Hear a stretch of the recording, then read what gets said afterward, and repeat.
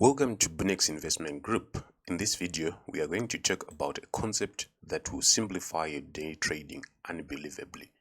We'll go through everything we need to know pertaining the M15 cycle impulses. And before we jump into the whole video, make sure you subscribe to this channel and check the notification bell icon so that you won't miss any video that we upload. So in this video, we are going to talk about the anatomy of the Asian session, which is actually a concept of the microanalysis technique. Then we are going to talk about the Asian session synchronization within the M15 cycle. Then last but not least will be the M15 impulses. So make sure to stick until the end of this video, where we'll actually go to the charts for proper transparent examples. So the first thing that we need to talk is actually to talk more on sessions, right? We all know that in trading, we have three sessions, which are the Asian session, the London session, and the New York session.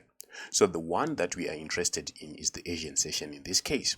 Why the Asian session? Because it works as the opener on all market moves. So the Asian session actually starts at 2200 hours to 0800 GMT time, that is Greenwich Meridian time. Some would like to call it the Universal Standard Time. And to trade successfully, you must always respect the Asian session. So the Asian session is the one that is more in subject in this particular video. So what are the characteristics of an Asian session, right?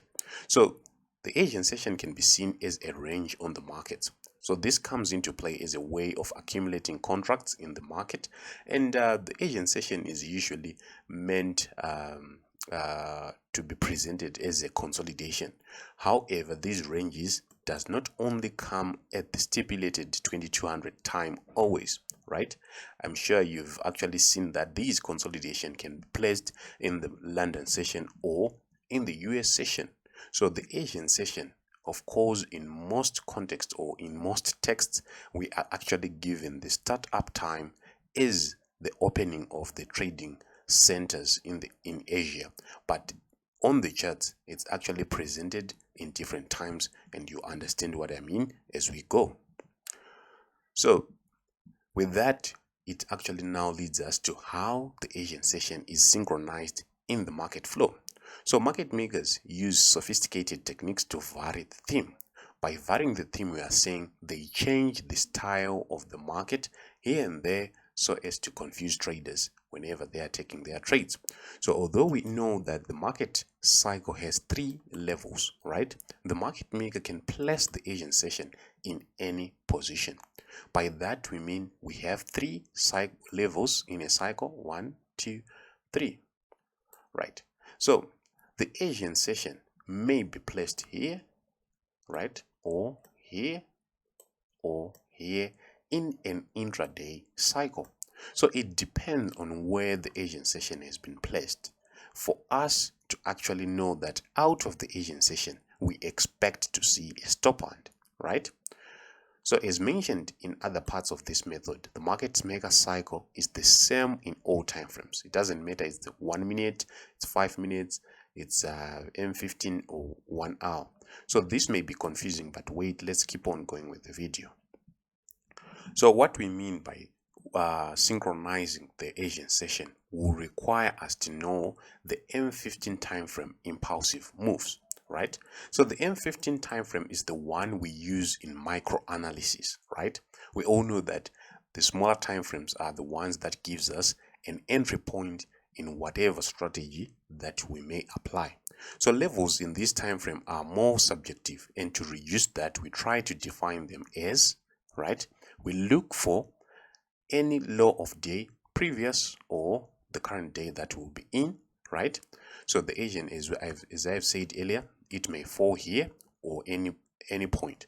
So we look for the previous day, then after looking for that previous day, we look for the low of day. From that low of day, we'll try to get 3 pushes from that particular point. So the second is to see a push and a bounce on the 13 EMA, another push and bounce on the 13 EMA, and with that, from that last push, would have reached the high of day where the Asian session may fall as well, right? So as you have seen, we have 1, 2, 3, right? We have said the Asian session may fall here or here or here or there, right? So as we all know that after an Asian session, we expect to see a stop hand, right? A stop hand is a movement of the market against the bias that we have attained from the market, right? So if the Asian session falls at this point, it means there is no stop hand for that particular Asian session, same as if it falls at this point or this point. We understand that there is no stop hand on that particular Asian session as well. However, if it falls at the peak of the M15 cycle, we should expect to see 3 swipes to the low like this, right? So a stop hand will only come to an Asian session that falls at the peak of an M15 cycle, right? So the Asian session that falls on the M15 peak is the one where we actually expect a stop hand, right? So illustration of counting the M15 cycle or the M15 impulses, we first look at the low of day, then a push, a touch of the 13, touch of the 13. These may be, we may actually say EMA touches, not per se 13 only. They may be EMA touches. Then we reach the high of day, and from this case, if it the Asian session falls on this high of day, we expect 3 impulses to the low, right? Or 3 strikes to the low. So in this case, we had low of day located, bounce on the EMA, bounce on the EMA, we reach this high, right?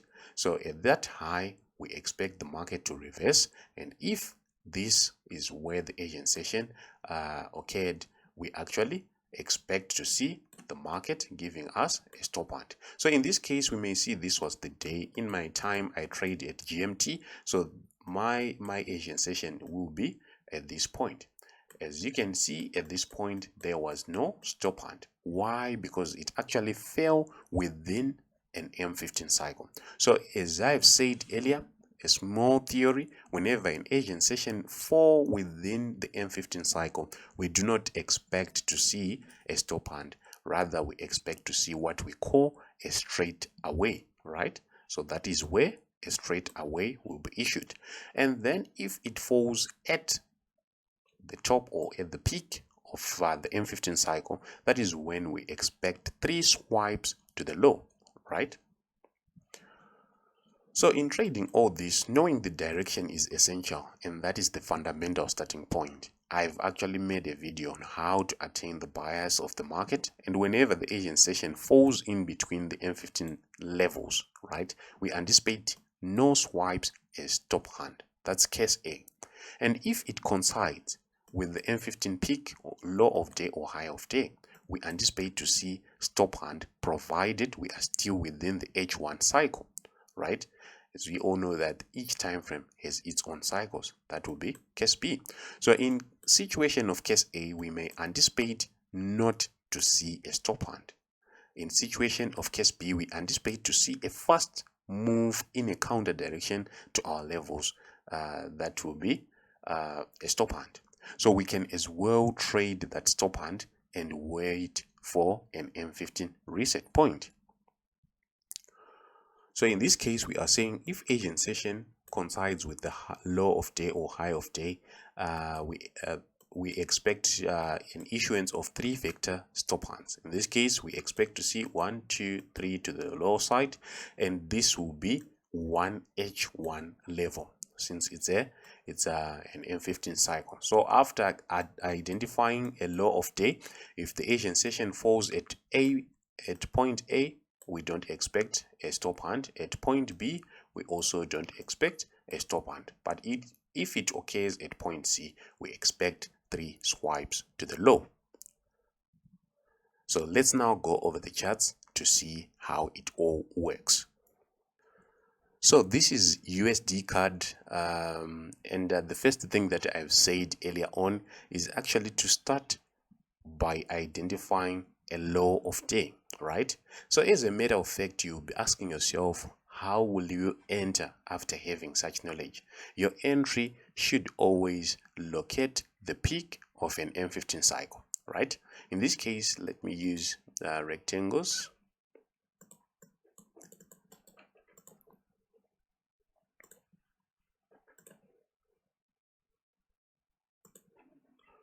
Right, so in this case we can see that this was a low of day.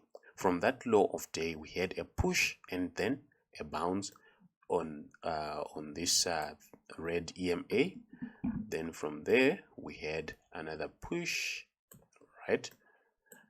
Then we had a bounce here. Unfortunately, the market did not break this high on this impulsive move. Therefore, this is the same region. And then later, as you can see, from this point, we now actually anticipated the last impulsive move, right? So in this case, we would say this Asian session actually fell inside the market maker cycle. So that is why we did not have a stop hunt. After this, we actually now anticipate to see a reversal, 3 swipes to the low, so that we may actually reset this M15 cycle, right? Like that. So at this point, as you can see, we actually had 3 swipes. We had one, it was actually a consolidative. You may switch to the M5 so that you can see these clearly. 1, 2, 3, and we reach the high of day. From that, we expect to see a 3 swipes to the reset point, right? So this was the move. Actually, it took long to reach the reset point, which is this one. But unfortunately, in most cases, we actually reach this point. So from this point, we now start to look for the completed M15 cycle. We had the first push to the upside, right? Unfortunately, the market reversed. So what can we now say? We now consider this as the new high that has been issued, a push, right? And a bounce on the EMA, right? We had one. Going forward, we still need a bounce on the EMA, which was this one. As you can see, this Asian session fell inside the market maker cycle. Therefore, we did not actually get a stop hunt to the upside. So we had, this was the second impulse, right? So we have an indicator called the Portal FX indicator. It actually gives you points of these impulsive moves and sends directly to your phone. Then this was the last impulsive move after a bounce on this EMA, like that, right? So we had 1, 2, and 3. So we now anticipated to see a reversal since it was now low of day. As you can see, we made our reversal point. Then we start again. This is an identified low of day. We now need to actually mark again. So we had 1 and a bounce on the EMA like that. Then we now wait for 2. As you can see, we had this as our second impulsive move, like that, from there to there, right? As you can see, we attempted to break this high but came back in the zone. So we need a proper break of the high, like what has happened. So this one is actually a proper break of this particular high. So we expect to find a reversal point. We can actually short our market from there, right? As you can see, it was now a setup that was issued and the market went our way. So as you can see, this is how the market will be moving. The market actually moves in threes, right? We had the low of day, push bounce on EMA, push bounce on EMA. This was now a consolidation on an EMA, and we reach this high of day. Then from there, we can see we actually tried to count the M15 impulsive moves but could not. In this case, it was an all consolidation. This was actually first anticipated if we had a bounce going up, we actually were going to get a reversal. Then here we had a push, a bounce, a push, a bounce, a push, and this was a reversal. This is an identified low of day. From that low of day, we had push, bounce, right? Push, bounce, and we reached this high of day. So on this high of day, that is where we actually start to look for the railroad tracks, the half Batman setups. There are a lot of setups that you can start to look. M patterns, W patterns on the high of day are high probability entry points. So basically, when I discovered this, day trading became very, very simple. On that note, we come to the end of this video. Thank you for watching. Like and subscribe.